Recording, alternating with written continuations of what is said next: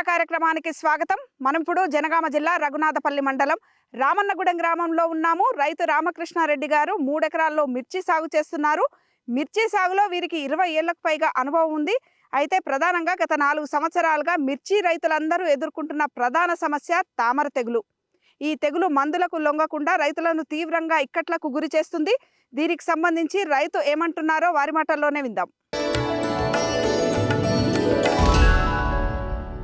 రామకృష్ణారెడ్డి గారు నమస్కారం అండి. నమస్కారం అండి. మిర్చి సాగులో మీకు ఎన్ని సంవత్సరాల నుంచి అనుభవం ఉంది? మాకొచ్చేసి సుమారు 20 సంవత్సరాలకు పైన అనుభవం ఉందండి. మేము పూర్వం నుండి కూడా మా తాత వాళ్ళు, మా నాన్నలు మేము కూడా ఈ సేద్యాన్ని స్టార్ట్ చేస్తున్నాము. ఒకప్పుడు మిర్చి అద్భుతంగా ఉండేదండి మా తాతల కాలం నుండి. ఆ విధంగా అట్నే అలవాటు పడిపోయింది మిర్చికి. అంటే అవునండి. మీ ఉమ్మడి వరంగల్ జిల్లా, అంటే ఇప్పుడు జనగామ అవునండి. సపరేట్ జిల్లా అయింది కానీ ఉమ్మడి వరంగల్ జిల్లా అంటేనే మిర్చికి ఫేమస్ అంటారు కదా. అవునండి. ప్రతి ఒక్కరు మిర్చి తప్పనిసరిగా వేసేటట్టున్నారు. అవునండి ఎప్పుడు ఎన్ని ఎకరాలలో వేసేది? ఈ సంవత్సరం ఎన్ని ఎకరాలలో వేసారు? మేడం, అంతకుముందు వచ్చేసి మా తాతల కాలంలో కాస్త ఇంటికి 2 ఎకరాలు 3 ఎకరాలు ఎక్కువ వేయడం గొప్ప అప్పుడు. తర్వాత మా నాన్న కాలంలో వచ్చేసి 5-6 ఎకరాలు వేసాము. మేము కూడా 5-6 ఎకరాలు చేసేది గత 2-3 సీజన్ల వరకు. ప్రస్తుతం ఎన్ని ఎకరాలలో వేసారు? ఇప్పుడు 3 ఎకరాలు వేసాను మేడం. 3 ఎకరాలలో ఏం రకం చేశాను. పెట్టుకున్నారు ఈసారి? ఈసారి 3 LCA 334 అనే రకాన్ని 1 ఎకర్ పెట్టాము. మేము ఇంకా తేజ వెరైటీ, ఇంకా వేరే సెగ్మెంట్ ఇవి మిగతా 2 ఎకరాలలో పెట్టారు. అవునండి. ఎందుకని పొలం అంతా కొంచెం కూడా తెల్లగా అనిపిస్తుంది కొద్దిగా మిర్చి తోటంతా? అయితే ఈ 4 సంవత్సరాల నుండి మేడం వెస్టర్న్ త్రిప్స్ అని అవి ఏమేమో మాకు తెలియదు, కొత్త రకం తామర పురుగులు రావడం జరిగింది. సీజన్ స్టార్టింగ్లో రావు. మేము ఆగస్టులో నాటుకుంటాము విత్తనం. మొక్కలని. అంటే మొక్కలే తెచ్చుకున్నారా? నారు మొక్కలు పోసుకొని మీరే విత్తనం పెట్టుకున్నారా? హైబ్రిడ్ సీడ్ని మొక్కలే తెచ్చుకున్నాము. ఆహా. ఈ LCA 334 అనేది మనం సొంతగా తయారు చేసుకున్న విత్తనాన్ని మ్మ్. అది విత్తుకున్నాము. మ్మ్. ఇక్కడ 4 సంవత్సరాల నుంచి వెస్టర్న్ త్రిప్స్ అనేది బాగా నల్ల తామర పురుగులని రావడం జరిగింది. మ్మ్. అవి స్టార్టింగ్లో రావడం లేదు. మ్మ్. ఆగస్టు సెప్టెంబర్ వరకు వచ్చి ఎక్కడో భూమిలో పొదిగి ఉంటున్నాయి. ఆహా. నవంబర్ ఎప్పుడైతే చలి స్టార్ట్ అవుతుందో మ్మ్. అప్పుడు బయటికి వెళ్ళి అవి ఆకులని, పిందెల్ని, పూతల్ని ఫస్ట్ ప్రధానంగా మ్మ్. పువ్వులో ఉన్న పొప్పడిని తినేసి మ్మ్. పిందెగా మారకుండా చేయడం జరుగుతుంది. ఆహా. అలా అవుతుంది. ఆ తర్వాత వచ్చేసి ఆ పువ్వులు పిందెగా మారకుండా అయిపోయిన తర్వాత దానికి ఆహారం కోసం ఆకుల్ని, మ్మ్. అంతకుముందు ఉన్న కాసిన కాయల్ని పై లేయర్ని గీకి తినేయడం, ఈ మ్మ్. విధంగా మొత్తం గోకి తినేయడం జరుగుతుంది. మ్మ్. అందువల్లనే ఇట్లా తెల్లగా వెండి ఆకారంలోకి మారడం అదే. జరుగుతుంది. మరి దీనికి నివారణ లేదా? ఇప్పుడు తామర పురుగు అనేది చాలా వేధిస్తుంది కదా అవునండి. రైతులని, మొత్తం కూడా నష్టపరిచే దిశగా ఉంది. అవునండి. మరి దీనికి ఏంది నివారణ? నివారణ అనేది మేము మందులు, శాస్త్రవేత్తలు, హార్టికల్చర్ డిపార్ట్మెంట్ వాళ్ళు కొంతమేర మ్మ్. సమాచారం ఇచ్చినా కానీ ఎంత ఇచ్చినా కరెక్ట్గా సూటబుల్గా ఇంకా మందు రాలేదని ఇప్పటివరకు ఉన్న సమాచారం. మ్మ్. సస్యరక్షణ చర్యలు చేపట్టమని అంటున్నారు. మ్మ్. ఏ చర్యలు చేపట్టినా మ్మ్. 100% కాదు కదా, 50% కూడా ఈ నల్ల ఇప్పటివరకు మార్పు తామరని అయితే జరగలేదు. అరికట్టలేకపోతుంది. అంటే అరికట్టలేదండి. ఈ నల్ల తామర ఎందుకని ఇంత బలంగా విజృంభిస్తుంది, తీవ్రత ఎక్కువగా ఉంది? అంటే పంట మార్పిడి లేకుండా ప్రతి సంవత్సరం ఈ భూమిలో అదే వేయడం వలన? అది కూడా ఒక మీరు అన్నమాట కూడా నిజమే మేడం. ప్రతిసారి వేసిన పొలంలో కాకుండా పక్కన పొలంలో అయినా వేయడం జరుగుతుంది. ఇక్కడ ఏమవుతుందంటే నల్ల తామర పురుగు మల్టీగా అది 18 గంటల ఏమో దాన్ని తిరిగి ఆహా. పిల్ల పొదిగే వృత్తి సమయము. పొదిగే సమయాన్ని అట్లా త్వరగా ఒక రోజు 2 రోజులలోనే తన సంతాన ఉత్పత్తిని పెంచి బాగా డెవలప్ అవుతుంది. విజృంభించేస్తుంది మొత్తం. అవునండి. అందువల్లనే దాన్ని అరికట్టలేకపోతున్నాం.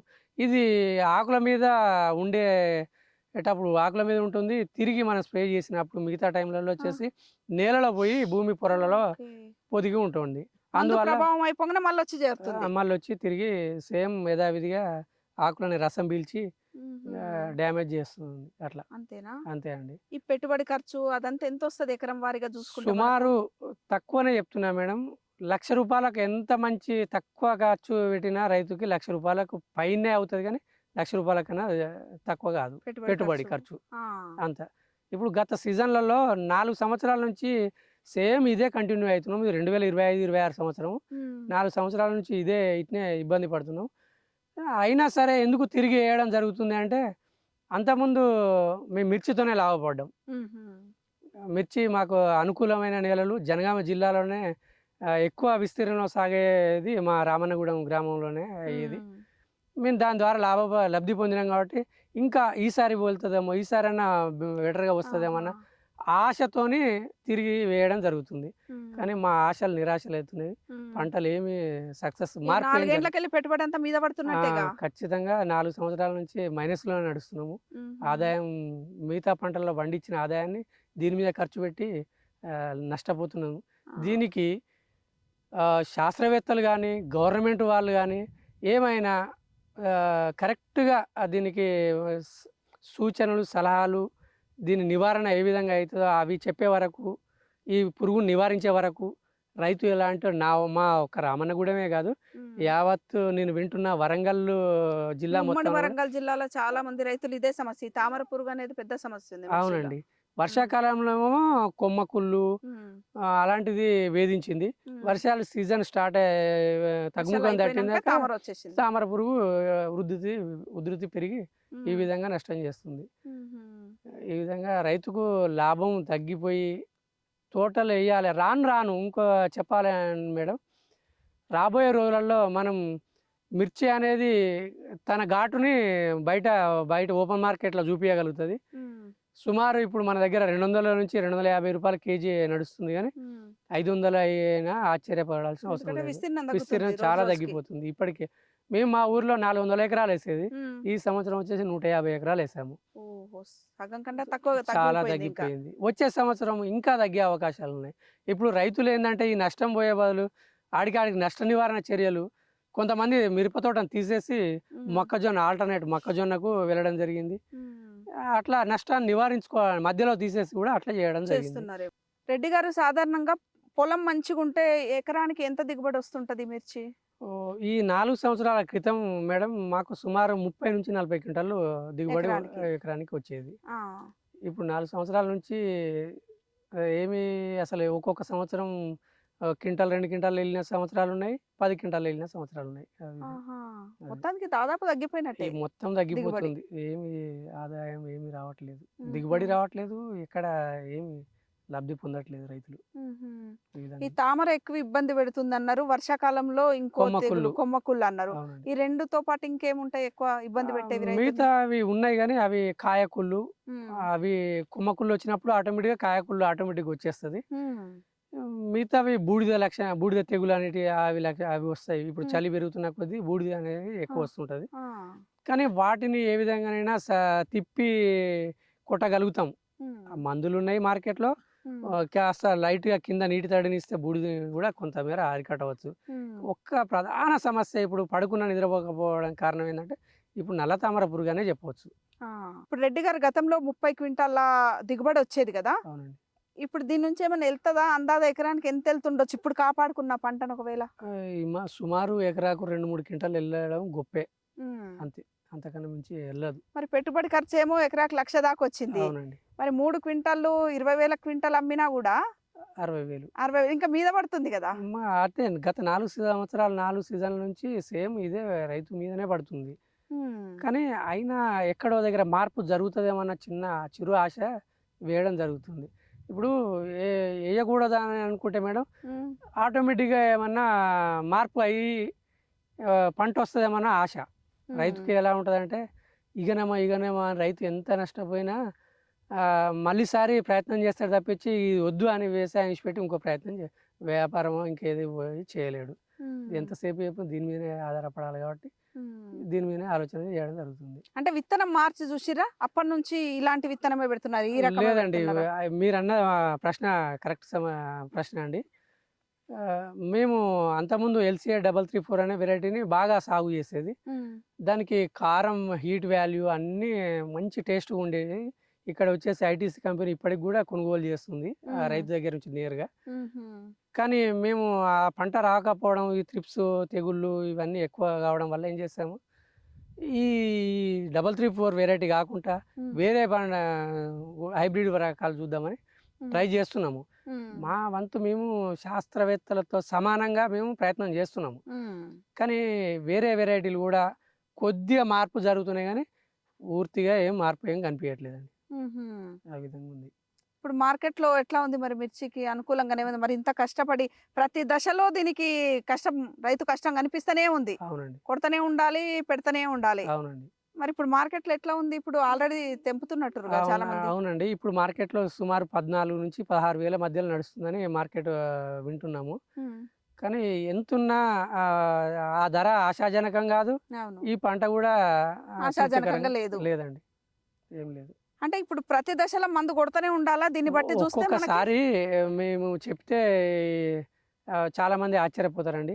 వారంలో 2-3 సార్లు స్ప్రే జేయాలి. వేరే హ్మ్. ఎంత ఎమర్జెన్సీ ఎన్ని పనులున్నా పక్కన పెట్టి హ్మ్. అలా చేసినప్పుడు మాత్రమే మిరప తోటని రక్షించుకోగలుగుతాం. ఆ! ఏదో నిమ నామమాత్రానికి ఈ వారంలో కొట్టినా ఇంకో 10 రోజులు మంచిగా హాయిగా ఉంటాననుకుంటే మాత్రం పొరపాటు. హ్మ్. చేయలేము. పంట పండించలేము. హ్మ్. అడుగడుగున మందులు కొడతనే ఉన్నా గూడా చివరికి ఆ ధర దక్కుతుందో, దక్కదో గూడా తెలవదు. అవునండి. హ్మ్. ఆ ధర కోసం ఆలోచన పెట్టుకోము మేము. హ్మ్. పెట్టుకోవాలి కానీ ఆలోచన పెట్టుకోము. పంట తీసిన తర్వాత ఎంతో కొంత ఫస్ట్ మాకొక నానుడి ఉంటది. హ్మ్. పంట పండాలే, తర్వాత ధర విషయం దేవుడెరుగు. హ్మ్. పంట పండాలని ఆలోచన ఆహ్, మరి రై 4 ఏండ్లకెళ్ళి పంట లేదు గదా! మరి పంట మార్పిడి ఏసి చూసిర్రా? ఒక సంవత్సరం దీన్నెయ్యొద్దు, పక్కన పెడదాము, వేరేదేద్దాము, తర్వాత చూద్దాము అని? అయితే మీరన్నది వాస్తవం మేడం. మేము ఈ సంవత్సరం ఏం చేసామంటే రైతులు సైంటిస్టులు వాళ్ళు గాని, హార్టికల్చర్ వాళ్ళు గాని ఏం చేశారు పంట మార్పిడి చేయమని హ్మ్. చెప్పడం జరుగుతుంది. హ్మ్. పంట మార్పిడి చేయడం బోను ఈ సంవత్సరం ఏం చేశానంటే హ్మ్. జీలుగా విత్తనాన్ని పచ్చిరొట్టకు ఎరువులు. అవును. ఎరువుగా వాడుకోవడానికి కోసం హ్మ్. మేము అది సుమారు నా ఎత్తు పెరిగేదాకా ఆ! పెంచి హ్మ్. వేసి రోటావేటర్ చేసి మళ్ళీ ఇట్లా చే ఈ ఆహా! నారుని నాటుకోవడం జరిగింది. పచ్చి రొట్టె ఎరువేసిన తర్వాత ఇది నాటుకున్నారు. ఆ! ఇన్ని ప్రయత్నాలు చేసినా, ఇన్ని ప్రయోగాలు చేసినా ఫలితం అయితే శూన్యమండి. ఆ! ఆ! ఇదుంది. అందరు మిర్చి రైతుల పరిస్థితి ఇప్పుడు ఇంతే ఇగ. మాక్సిమం ఒక 100లో ఒక 10% కూడా ఉండకపోవచ్చు. హుహు. ఇది మంచి పండిన రైతులే. 90% ఎబోవ్ రైతులది ఇదే గాథలు మేడం. హుహు. ఇట్నే ఉన్నది. రెడ్డి గారు మరి 4 ఏండ్ల కింది వరకు ఎకరానికి 30 క్వింటాలొచ్చేది గదా! దిగుబడి మనకి. అవునండి. మరి అప్పుడు లేదా ఈ తామర పురుగు, నల్ల తామర? అప్పుడు లేదండి. ఎప్పుడైతే కోవిడ్ వచ్చిందో హ్మ్. అప్పటినుంచే ఇది ఈ తామర పురుగులనేవి క్రమక్రమేణా ఎక్కువ అవుతుంటూ వస్తున్నాయి. హుహు. అంతకుముందు ఎలాంటిది లేదు. పంటను చూస్తే ఆకలి దూపలు పారేది. అంత ఆకలి బాగుండేది. దూప ఉండపోయేది. అస్సలే ఉండపోయేది. అంత అంత బాగుండేది. బాగుండేది. నీటి తడి ఇచ్చినామంటే హాయిగా ఆ పంటకి ఎట్లా ఉండేదో గానీ రైతు వచ్చేసి ఎంతో ధైర్యంగా ఉండేది. ఆ! అంత బాగా పంటలు పండేవి. మల్లె తోట దూరం చూస్తే మా మిరప తోటను చూస్తే మల్లె తోటను చూసినట్టు అనిపించేది. ఇప్పుడు హుహు. ఎప్పుడైతే కరోనా వచ్చిందో, కరోనా కాంచి మార్పు బాగా ఎక్కువయింది. మీరు తామర పురుగు. గమనిస్తున్నారు అవునండి. స్పష్టంగా. అవునండి. మళ్ళీ ఇంకొక విషయం చెప్పాలి మేడం. హ్మ్. ఇది ప్రధానంగా పూలు, పండ్ల మీదనే నష్టం చేస్తుంది. హుహు. మిగతా మొక్కజొన్న, హ్మ్. పత్తి, వరి అట్లాంటివి పంటల్ని ఎలా విధంగా నష్టం చేయట్లేదండి. అటు జోలికోతలేదు. అస్సలే వెళ్ళట్లేదు. మిర్చి మీదనే ప్రభావం అవును. చూపిస్తుంది. ఏమున్నా ఈ ఒక మా దగ్గర విస్తీర్ణం అయితుంది కాబట్టి దీని హ్మ్. మీద చెప్తున్నాను మేడం. హ్మ్. మిర్చి మీద 100% నష్టం చేస్తుంది. హుహు. అది. అప్పుడేముండేవి ఎక్కువ ఇబ్బంది పెట్టేది ఇంతో అంతో ఎక్కువ అప్పుడు రైతుల్ని? ఏమున్నా పచ్చ పురుగు, శనగ పచ్చ పురుగు, హ్మ్. లద్దె పురుగు, ఈ హుహు. బూడిద లక్షణాలు. హ్మ్. అంతేగాని మరీ ఇబ్బంది అనేది లేదు. హ్మ్. కాకుంటే అక్కడో అక్కడ వేరుకుళ్ళు సమస్య కొంత ఉండేది. ఆహా! ఇప్పుడు ఆ సమస్యల్ని కాస్త కంట్రోల్ చేసుకోగలుగుతున్నాము. హ్మ్. ట్రైకోడర్మా విరిడి అట్లాంటివి ఓకే. భూమిలో ఇచ్చి ఆ! అవన్నీ నివారణ చేయగలిగాం గానీ, దీనికి మాత్రం నివారణ చేసుకోలేకపోతున్నాం. ఆహా! రెడ్డి గారు మీలాంటి రైతులు మిర్చి పెట్టుకున్న వాళ్ళు ఎంతోమంది ఇదే సమస్యను ఎదుర్కొంటున్నారు గదా! మీరు అగ్రికల్చర్ శాస్త్రవేత్తల్ని, హార్టికల్చర్ శాస్త్రవేత్తల్ని ఏం కోరుతున్నారు? మేము వాళ్ళని ప్రాధేయపడేదేందంటే, దీనికి సరైన విధంగా సూచనలు, సలహాలు ఇస్తూ, సరైన మందుని మార్కెట్‌లో లేనప్పుడు, ఈ పంటని మేము రైతులెవరు సాగు చేసినా ఏమీ లాభం జరగదు. మీరొచ్చేసి సరైన విధంగా మందుని గానీ, ఇవన్నీ తయారు జేసి మార్కెట్‌లో జేస్తే మాకెంతో లాభదాయకమయ్యేటట్టు మేము భావిస్తున్నాం. రెడ్డి గారు ఇప్పుడు మీరు రసాయన మందులను వాడి చూసారు. ఇది కంట్రోల్ అవుతలేదు గదా! అవునండి. మరి నీమ్ ఆయిలు అట్లాంటివి ప్రకృతి సిద్ధంగా వచ్చే వాటితోనేమన్నా ట్రై చేసిర్రా? ఏమన్నా కంట్రోల్ అయితుందా? చేశాం మేడం. హ్మ్. ఇప్పుడు నీమ్ ఆయిల్ బాగా పనిచేస్తది. ఈ హ్మ్. గుడ్డుని పొదగకుండా అవును. బాగా పనిచేస్తుంది. అయితే నీమ్ ఆయిల్ చేసినప్పుడు ఏమవుతుందంటే పదే పదే చేస్తున్నప్పుడు చేను కాస్త ఎర్రబడే అవకాశాలుగా కనిపిస్తున్నాయి. ఓకే. నీమ్ ఆయిల్ బాగానే పనిచేస్తుంది కానీ అది వేరే దాని ఎఫెక్ట్ ఇస్తుంది దానివల్ల. ఎఫెక్ట్ ఇస్తుంది. కానీ ఇంకోటి మొత్తం మీద దాని ద్వారా కొద్ది రోజులే నివారణ జరుగుతుంది కానీ తర్వాత ఏం నివారణ జరగట్లేదు. మేము హార్టికల్చర్ వాళ్ళు మీటింగ్‌లో పిలిపించి మాకు ట్రైనింగ్ ఇచ్చారు. సైంటిస్ట్ వాళ్ళు కూడా వరంగల్ వాళ్ళు ఇచ్చారు. డాట్ సెంటర్ భువనగిరి వాళ్ళు ఇచ్చారు. కానీ ఏమిచ్చినా సమర్థవంతంగా 100% అయితే మాకెక్కడ ఏమి నల్ల తామరని అరికట్టే మందే దొరకలేదండి. ఇటు కంపెనీలు వచ్చేసి ప్రకృతి లబ్ధి సిద్ధంగా పొందుతున్నాయి. కంపెనీల మందులు లేవు. కంపెనీలు లబ్ధి పొందుతున్నాయి. ఇది రావడం వల్ల ఈ మందు పనిచేస్తది, ఆ మందు పనిచేస్తది అని కంపెనీలు లబ్ధి పొందుతున్నాయి కానీ రైతుకి ఏం లబ్ధి పొందట్లేదు. ఇంకా విచక్షణ రహితంగా ఎక్కువ స్ప్రేలు వినియోగం పెరుగుతుంది, పురుగు మందుల వినియోగం. అవునండి. కానీ ఎక్కడ ఏమి దాన్ని తట్టుకొని పురుగుని నివారించినట్టయితే ఎక్కడ ఏం కనిపించట్లేదు. అయితే శాస్త్రవేత్తలకు కూడా ఇది ఒక సవాలే అవునండి. అనుకోవచ్చు. ఇప్పుడున్న వాతావరణ పరిస్థితులలో శాస్త్రవేత్తలకు కూడా పెద్ద సమస్య మేడం ఇది. దీన్ని ఎట్లా ఎదుర్కోవాలి, రైతులకు ఏం సూచన ఇవ్వాలనేది. అది అవునండి. ఆ విధంగా ఇప్పుడు వాళ్ళు ఇస్తే గానీ మేము గట్టెక్కలేరు. గట్టెక్కలేము. తదుపరి మేము వాళ్ళ మళ్ళీ మిర్చి మిర్చి వేయలేరు. వేయగలుగుతాం.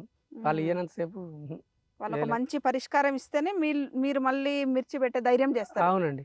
ఇప్పటికే ఆల్మోస్ట్ వచ్చే సంవత్సరం వచ్చేసి 50% అంటే ఇంకా తగ్గిపోతుంది ఇప్పుడు విస్తీర్ణం. 150 ఎకరాలు ఉంటే రేపు 60-70 ఎకరాలు కూడా సాగు కూడా డౌటే. కష్టమే. కష్టమే అండి. మా దగ్గర సేద్యం చేసుడు. ఆ. ఏదేమైనా శాస్త్రవేత్తలు అయితే ఒక పరిష్కారం కనుగొనాలని అయితే ఆశిద్దాం. అవునండి. అవునండి. Thank you very much. ధన్యవాదాలండి. మిర్చి సాగు చేస్తున్న రైతులను తీవ్రంగా ఇబ్బంది పెడుతున్న నల్ల తామర తెగులుకు వ్యవసాయ శాస్త్రవేత్తలు వీలైనంత త్వరగా పరిష్కారం చూపించాలని, లేకుంటే మిర్చి విస్తీర్ణం క్రమంగా తగ్గిపోయే ప్రమాదం ఉందని రైతు చెప్తున్నారు. మరో అంశంతో మళ్ళీ కలుద్దాం. అంతవరకు సెలవు. నమస్కారం.